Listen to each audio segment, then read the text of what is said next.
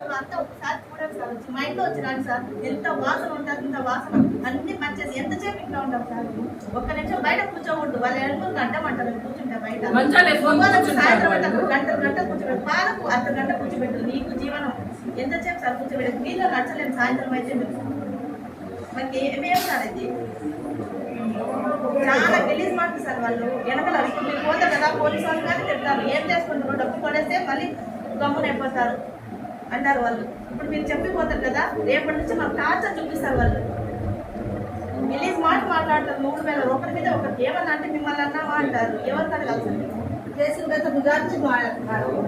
Complaint పోయి పెట్టాను sir. Photos అన్నీ పెట్టారు. ఒకరోజు పిలిపించినారు, అరిచి పంపించేస్తారు. మళ్ళీ ఇంకా అంతే వాళ్ళు.